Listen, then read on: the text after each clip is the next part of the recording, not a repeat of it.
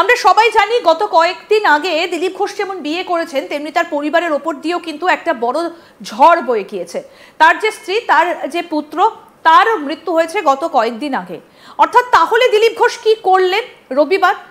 ইতিমধ্যেই দেখা যাচ্ছে যে তিনি নাকি জামাই ষষ্ঠীতে গিয়েছিলেন, সেই রকমই একটা খবর ইতিমধ্যেই প্রকাশ্যে এসেছে। এই বিষয়ে দিলীপ ঘোষকে প্রশ্ন করা হয়েছিল যে তাহলে কি তিনি জামাই ষষ্ঠীতে কাটালেন যেদিন এই শহরে এলেন কেন্দ্রীয় স্বরাষ্ট্রমন্ত্রী অমিত শাহ? সেদিন দিলীপ ঘোষ কি করলেন? আসুন কি বলছেন দিলীপ ঘোষ, শুনি তার মুখ থেকে। প্রথম জামা ষষ্ঠী কিভাবে কাটালেন? জামা ষষ্ঠী আত্মীয়র বাড়িতে গিয়ে খেয়েছিলাম, দুপুরে খাওয়া দাওয়া করে আমি RSS এর প্রোগ্রামে চলে গেছিলাম। প্রথম জামা ষষ্ঠী কিভাবে কাটালেন? জামা ষষ্ঠী আত্মীয়র বাড়িতে গিয়ে খেয়েছিলাম, দুপুরে খাওয়া দাওয়া করে আমি RSS এর প্রোগ্রামে চলে গেছিলাম। সুজয়, এটা কি এড়িয়ে যাওয়া দিলীপ ঘোষের? মানে তিনি কি বুঝতে পারছেন যে তাকে এখন দল থেকে কার্যত সরিয়ে দেওয়া হচ্ছে অনেকটা দূরে?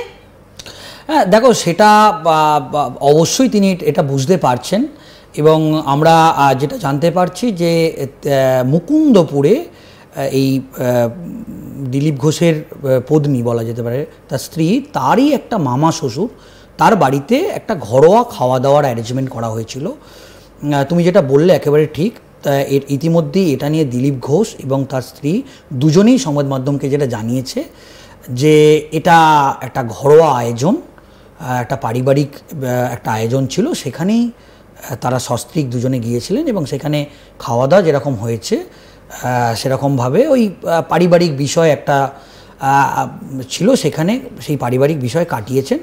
এবং সেখানে কিন্তু দিলীপ ঘোষ আমরা দেখলাম কোনো প্রতিক্রিয়া দেয়নি, কিন্তু দিলীপ ঘোষের স্ত্রী যেটা বলেছেন যে হ্যাঁ তিনি স্বীকার করেছেন যে তার আত্মীয়র বাড়ি যেহেতু একটা জামাই ষষ্ঠী। দেখো, যেহেতু দিলীপ ঘোষকে সেদিনকে ডাকা হয়নি এইরকম একটা হাই ভোল্টেজ সভায়, যখন দিলীপ ঘোষ নেই এটা তো সবার চোখে পড়েছে। আমরা জানি যে দিলীপ ঘোষের আমলে বঙ্গ বিজেপিকে, মানে বঙ্গ বিজেপি যেটুকু সংগঠন বেড়েছে সেটুকু দিলীপ ঘোষের আমলে বেড়েছে। আমি যদি এই 1300 মণ্ডল সভাপতি যদি আমরা দেখি, তারা যদি সবাই উপস্থিত হয়, তার মধ্যে তো এটা বলতেই হবে 50% বা 60% তারা দিলীপ ঘোষের লোক, দিলীপ ঘোষের হাত ধরে তারা সংগঠনে এসছে, এটা তো বলতেই হবে। তাই তিনি যে যাননি এটা তো সবার চোখে পড়েছে, রাজ্য রাজনীতিতে এটা তো দেখেছে যে অমিত শাহ একটা হাই ভোল্টেজ সভা করছে, সুকান্ত মজুমদার আছে, শুভেন্দু অধিকারী আছে, দিলীপ ঘোষ নেই।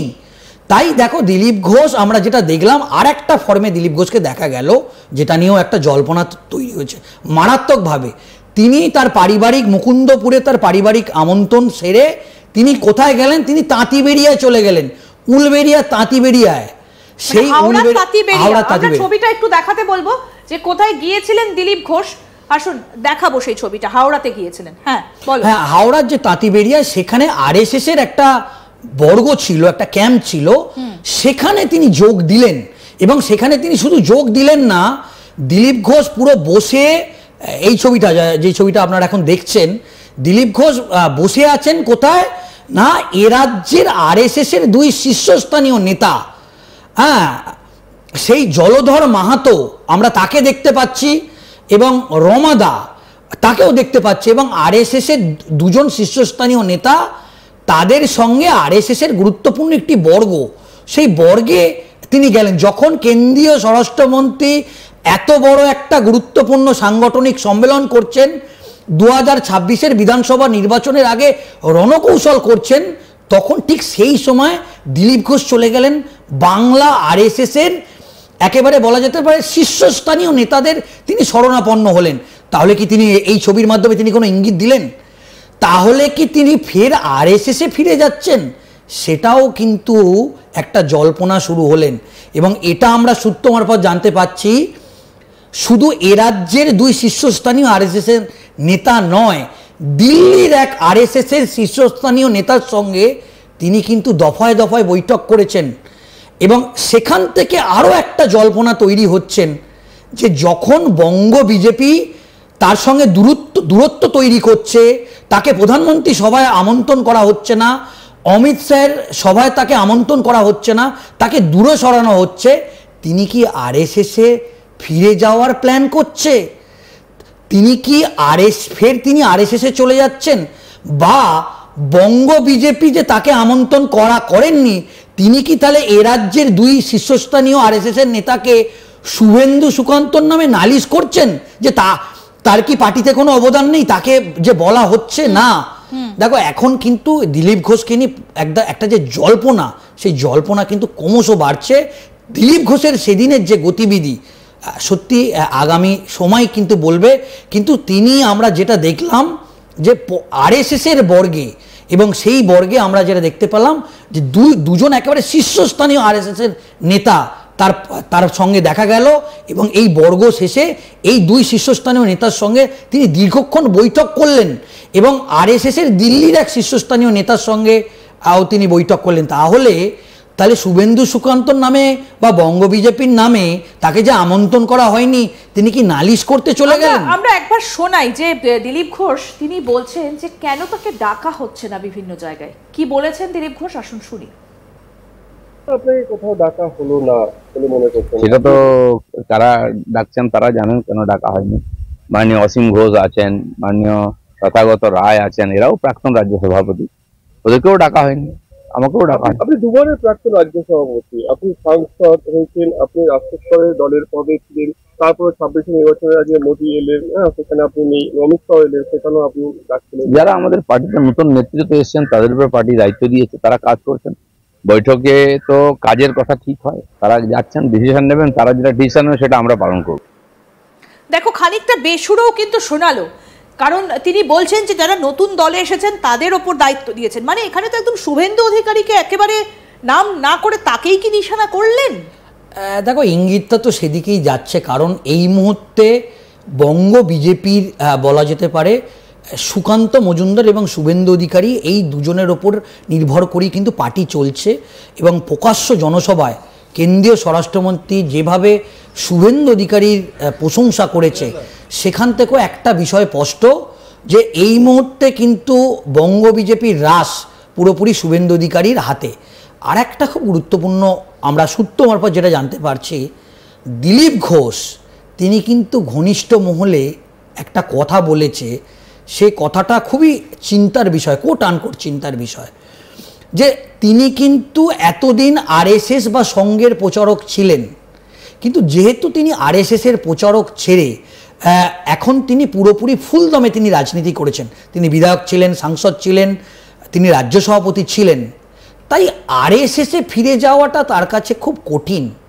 তিনি কিন্তু ফুলদমে একটা রাজনীতি তিনি করবেন, কিন্তু যেটা তিনি ঘনিষ্ঠ মহলে বলেছেন যে তিনি চেষ্টা করেছিলেন যে একবার তিনি একাই অমিত শাহের সঙ্গে দেখা করার একটা পরিকল্পনা তিনি করেছেন। দেখো তিনি তো রাজ্য কমিটির সদস্য, তাহলে তিনি তো কেন্দ্রীয় স্বরাষ্ট্রমন্ত্রীর সঙ্গে একাও দেখা করতে পারতেন। এটাও তার ঘনিষ্ঠ মূল সূত্রে আমরা জানতে পারছি, তিনি একটা যোগাযোগ করার চেষ্টা, তার অনুগামীরা তাকে বলেছিলেন যে তিনি যেন কেন্দ্রীয় স্বরাষ্ট্রমন্ত্রীর সঙ্গে গিয়ে দেখা করেন। তিনি এতটাই তিনি রেগে আছেন, তিনি কিন্তু তার অনুগামীদের তিনি ফিরিয়ে দিয়েছেন। তিনি বলেছেন তাকে যদি না ডাকা হয় অমিত শাহর অফিস থেকে বা বিজেপির কেন্দ্রীয় নেতৃত্ব তাকে যতক্ষণ না ফোন করে ডাকবেন, তিনি কেন্দ্রীয় স্বরাষ্ট্রমন্ত্রীর সঙ্গে দেখা করবেন না। তাহলে কি দিলীপ ঘোষ বিজেপি ছাড়তে পারেন? তৃণমূলে কি কোনোভাবে কানাঘুষো, কোনো রকম জল্পনা কি পাওয়া যাচ্ছে? কোনো রকম সূত্র মারফত কি কোনো খবর উঠে আসছে যে তিনি বিজেপি ছেড়ে তৃণমূলে আসতে পারেন? এরকম কোনো সম্ভাবনা কি উকি দিচ্ছে? দেখো এটা সময় পরবর্তীকালে কথা বলবে। আমি যেটা দেখলাম, যেভাবে তিনি আরএসএসের ক্যাম্প অফিসে দৌড়ে ছুটে গেলেন, সেখানে নিশ্চয়ই তিনি আরএসএস নেতৃত্বদের সঙ্গে তার কিন্তু একটা আলোচনা কিন্তু হলো, এবং তার যে অ্যাক্টিভিটিস যেগুলো আমরা দেখতে পাচ্ছি, সেগুলো দিলীপ ঘোষকে নিয়ে কিন্তু জল্পনা, এই জল্পনা কিন্তু বাড়বে। দেখো তাকে এটা হতে পারে তাকে অন্য কোনো রাজনৈতিক দলে নাম লেখানোর ব্যাপারটা তিনি কিন্তু একটা ইঙ্গিত কিন্তু দিচ্ছে, এটা বলার অপেক্ষা রাখে না। তিনি তার ঘনিষ্ঠ মহলে বলেছেন তিনি আরএসএস এর ক্যাম্প অফিসে গিয়েছিলেন ঠিকই, কিন্তু তিনি দীর্ঘদিন আরএসএস এর প্রচারক ছিলেন, কিন্তু এখন তার যে জীবন, তার যে লাইফস্টাইল, তিনি ফের সঙ্গে ফিরে যাওয়াটা, এটা তিনিও একবার বলেছেন দিলীপ ঘোষও কোট আনকোট একবার বলেছেন যে আমি সংঘ থেকে আরএসএস থেকে এসেছি, সব কিছু ছেড়ে ছুড়ে ফের আরএসএসে ফিরে যাব। কিন্তু দেখো তিনি একটা সময় আরএসএসে লেবে নিতেন, কিন্তু সেই সময় আরএসএসে যেভাবে আরএসএসের লেবিতে তার সংসার চলতো, কিন্তু তার সেই সময়ের লাইফস্টাইল আর এখনের লাইফস্টাইল কিন্তু আকাশ পাতাল তফাৎ। এবং তার আরএসএসে ফিরে যাওয়াটা সত্যি খুব কঠিন। এবং তাকে নিয়ে কিন্তু ইতিমধ্যেই একটা তার এই কেন্দ্রীয় স্বরাষ্ট্রমন্ত্রীর সভায় না যাওয়াতে বঙ্গ বিজেপির অন্দরেও কিন্তু একটা প্রচণ্ড জল্পনা চলছে। তার পরবর্তী আগামী দিনে দিলীপ ঘোষ কী করবেন সেটা যত সময় গড়াবে এই বিষয়টা আরও তত স্পষ্ট হবে। কিন্তু তাকে নিয়ে যে গুঞ্জন আরও 100 গুণ বাড়ছে সেটা কিন্তু বলার অপেক্ষা রাখে না। একদমই। সুতরাং সেই জায়গায় দাঁড়িয়ে দিলীপ ঘোষের রাজনৈতিক ভবিষ্যৎ কি সেটাও কিন্তু এই মুহূর্তে দাঁড়িয়ে একটা বড় প্রশ্ন চিহ্নের মুখে। কারণ আমরা যদি গত কয়েকদিনের ঘটনাক্রম একটু পর্যালোচনা করি, বিশেষ করে লোকসভা ভোটের পর থেকেই যেন একটু কোণঠাসা দিলীপ ঘোষ। কারণ তখন থেকেই তাকে তার পছন্দের জায়গা দেওয়া হলো না, যেখানে নিয়ে তাকে সুজয় দাঁড় করানো হলো তিনি সেখান থেকে হেরে গেলেন। এবং তারপরই খানিকটা বেসুরো প্রথমে দিলীপ ঘোষ, তারপর দলের সঙ্গে তার দূরত্ব বাড়লো। আবার এমন একটা সময় তার এই দূরত্বটা বাড়লো যখন তার অনেকটা আমরা দেখেছি সুজয় যে তিনি কিন্তু মোটামুটি পার্টি অফিসে যাওয়া শুরু করেছিলেন, দলের কর্মীদের সঙ্গে যোগাযোগ বাড়ানো শুরু করেছিলেন। কিন্তু সেখান থেকে এতটা পেছনে চলে যাওয়া আবার এটাও কিন্তু বেশ কিছু জল্পনার জন্ম দিচ্ছে।